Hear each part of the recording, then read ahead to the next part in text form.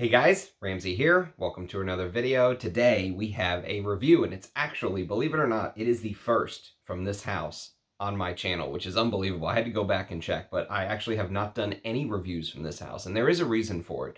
The reason is that this house has a little bit of a checkered past to me. I don't like some of the things that they've done. I don't like the way that they've kind of handled themselves in certain situations. I pay attention to everything. I'm very observant. And there was a channel that Sebastian had before his current channel.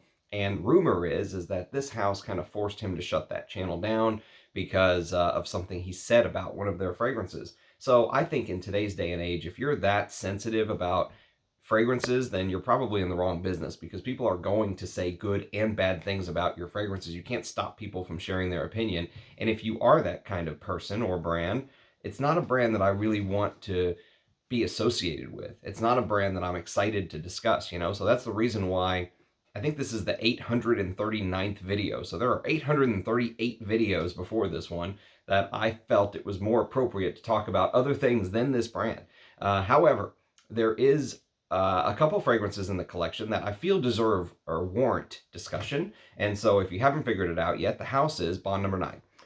And it's a house that, like I said, is controversial. Some people really love them. Some people hate them. Some people think they're way overpriced.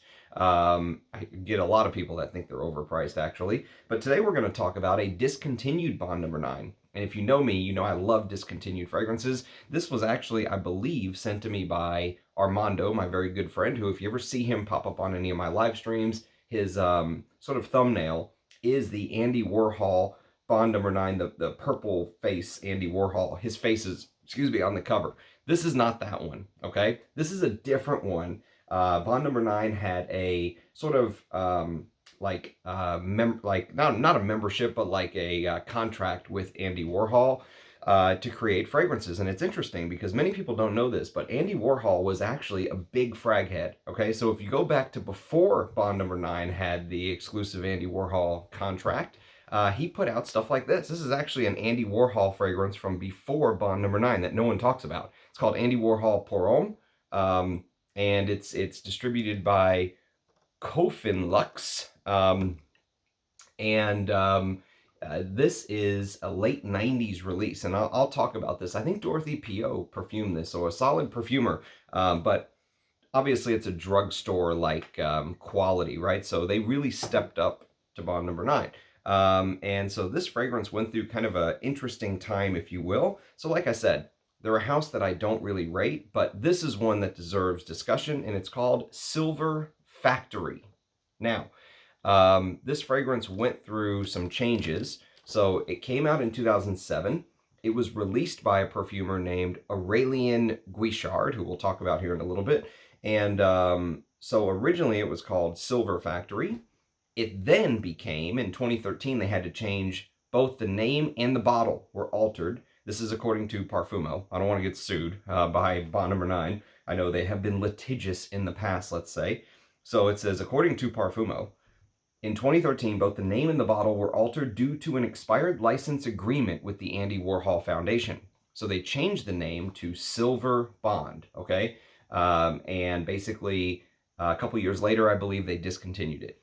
So that is a little bit of the backstory. Now, let me tell you a little bit about the name. So Andy Warhol obviously is a household name. He was born in the late 20s. He did everything from illustrator, painter, record producer, you know, all kind of things. He Coca-Cola portraits. The Campbell Soup portrait is specifically going to come into play with this particular fragrance. But, you know, he worked with all kind of important celebrities and anything you can imagine, right? Portraits of famous celebrities, just an icon, okay? And he did shoes, sculptures, everything, right? I am not an Andy Warhol expert, but I'm sure there are some of you out there who could run laps around my knowledge on Andy Warhol. But here's something I found very interesting. So in 1963, he opened up what was known to him and his friends as The Factory, and it ended up being known as the Silver Factory, okay? He opened it up in his New York original studio in East 24th Street, and its walls were covered with things like tin silver foil, tinsel, and silver paint.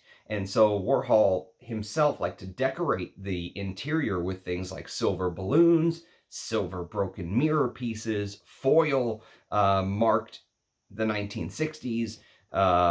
And it was basically known, many art lovers now know that period as called the Silver Era, okay? So it's not so much due to the design, more for the decadent behavior, drugs, parties, the spirit of the 60s, right? Just think of things like Mick Jagger and, superstar fandom and rock and roll and all that good stuff, right? So, very interesting sort of backstory behind this fragrance. And if you look at the box, or sorry, if you look at the bottle, it's got this two-color tone that if you look at I believe it's the 1984 Campbell's painting where, one part of it almost looks like it's yellow on the top and the bottom part has this almost like teal blue color. Like it's like an off two-tone, right? Instead of the regular red and white on the bottom. Just look up, Andy Warhol Campbell's soup or something, and you'll see it. You'll see the two-toned painting that I'm discussing, and that's what the original bottle of this looked like. Okay, and so put all of the feelings that you have of Bond Number 9 aside, all of the feelings of mediocrity. The reality is that I haven't smelled. I don't want to be disingenuous and say I hate all Bond Number 9s because that's actually not true. I have some Bond Number 9s that I like. This is New York Oud. This is probably my favorite Bond Number 9. But I am an Oud head now. But I think New York Oud is a good one. But there's some that I absolutely hate. So I figure before I go on a bashing streak and bash some of the Bond Number 9s, because there will be some bashing going on at Bond Number 9, I figured we would start on a good foot. And we're going to start with Silver Factory, which I think is one of the most interesting and unique Bond Number 9s, and also, I would say, probably one of the best works for this Aurélien Guichard guy. He is a perfumer who I don't like. I've fumbled through some of his work, and he founded a brand called Maitrier Premier. It's a brand that has taken off in the YouTube space because they play the free bottle game. They like handing out free bottles, from my understanding. But I don't like what I've smelled from his work, and not just what he's done for his own brand, which I'm really not a fan of, but he created things like Eros, which is just, to me, one of the worst fragrances of all time. He created Salvatore Ferragamo's Uomo, which I actually have a bottle, although I absolutely despise it. Probably his other fragrance, which I would rate very highly, is a fragrance that he made for Zadig and Voltaire called This Is Him from 2016, but I happen to give more of the credit there to Nathalie Lorson because that DNA smells like other Nathalie Lorson's work. If you know her work in things like, there's a fragrance called Graphite by Montana. If you know her work in Lalique's Encre Noire, there's some similarities. You'll feel some of her. You'll feel her touch in This Is Him more than Aurélien's touch, if you will. Although I do really love his name, Aurélien. That's a fantastic name, and I believe his father was a perfumer, so I think he's in like a line. And he has done a lot of let's call it mass appealing scents. So he's done Gucci Guilty and Burberry Hero and stuff like that. And I despise some of that stuff. I despise Eros, and he's a very designer fragrance creator, if that makes sense. But he's done some of these niche fragrances. He's done some stuff for Giorgio Armani's Prive line, which I've never smelled. And he's done some stuff for Robert Piguet, which I must admit I would like to smell. He did Oud and stuff like that, Casbah, which I think I might have a sample of Casbah floating around. But he's also done like stuff for Le Male, and you get the idea, right? There's a lot of bad with just a little bit of good. But this is the good, okay? This is the good for me. And this is really, I think, where he shines. This is probably the best piece of work from him that I've smelled. So basically, the fragrance basically opens up.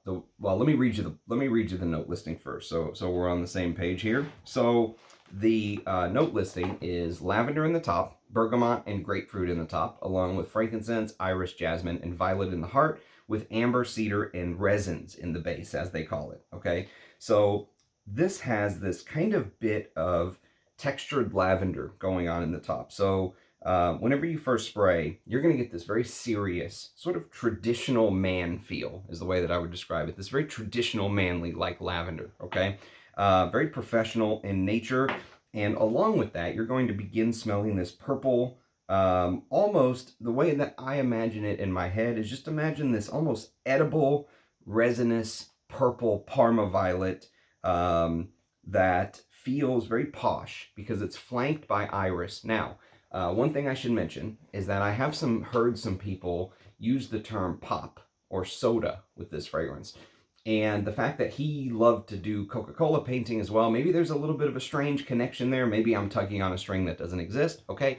But some people mention that there's almost like this grape soda-like feel in the opening. I don't get very much of that. I almost get more of this edible Parma violet that feels slightly candied in the opening. And maybe it's different people trying to describe the same thing. But, you know, that's why this is a very subjective hobby, okay? So in the beginning, you get that very purple Parma violet that smells posh because it's flanked by iris, okay? And the iris almost plays the role of bodyguards, like making sure you don't touch the painting if you're in an art exhibit, right? Sticking with the Andy Warhol theme.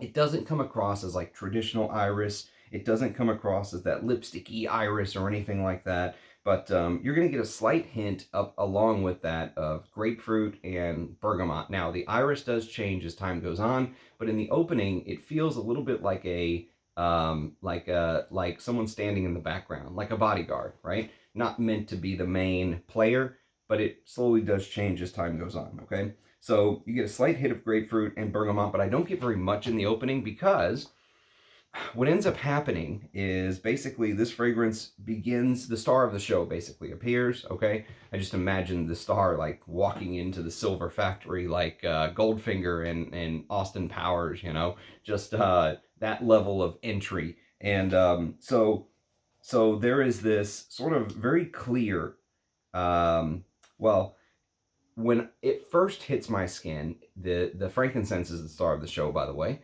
And when it first hits my skin, it basically feels like you're smelling a little bit of a peppery incense, okay? Slightly traditional in nature, but it's mixed with all of these toppings, all of these surroundings that are going on, right? It's not just giving you the incense note. Already you're noticing everything else I'm describing, right? The lavender, the iris, there's a little bit of jasmine, and it feels like maybe it leans more towards Jasmine Sambac than Jasmine grandiflorum. And there's that Parma violet, which some people describe as pop-like. If you're in the East, you probably pop. Here we call everything a Coke in Texas. You know, they say, what do you want? I want a Coke. And then what do you want? Well, I want a Sprite, but you just said you wanted a Coke, but we just call everything a Coke. But yes, it definitely has that very strange Parma violet edible thing that's going on for it. And but that peppery, almost Uranus cloud is the way that I would describe the incense here. So it feels like there's this this frankincense that is slightly lemony, but mostly peppery, smoky, and it adds this very clear incense note. You'll get it right away. I mean, probably within the first minute or so, you're going to notice that incense note. And if you have any experience with incense fragrances, you'll pick it out.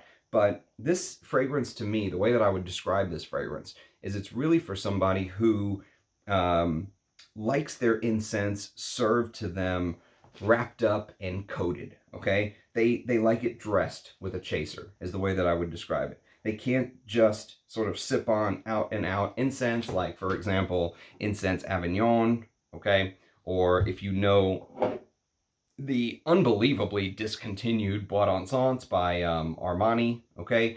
So these are just pure out and out church incense like fragrances.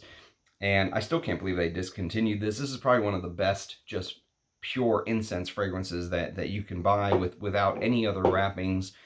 This is also probably one of the best. I'll review both of these in due time, but so that incense note is sort of given to you wrapped in all of this other these other happenings, these other going-ons are wrapped around the incense note, okay?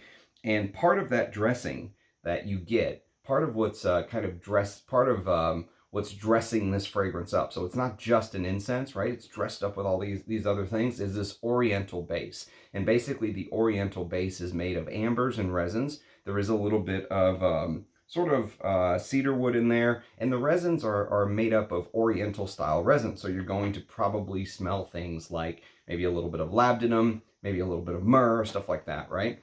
And that's basically that's the composition. That's the scent profile, if you will. There's also a touch of cedar. All right, so there's a little touch of cedar in here in the base as well.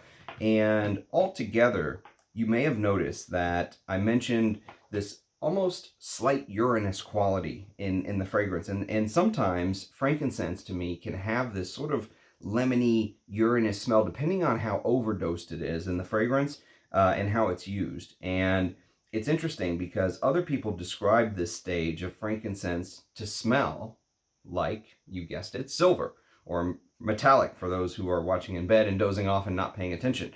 But yes, there's definitely this metallic-like feel to the fragrance, and it all wraps up in this sort of storyline that they're giving you, right? So, and one thing that you almost have to, at least in my mind, instantly I made this connection, is Serge Lutens' Iris Silver Mist, which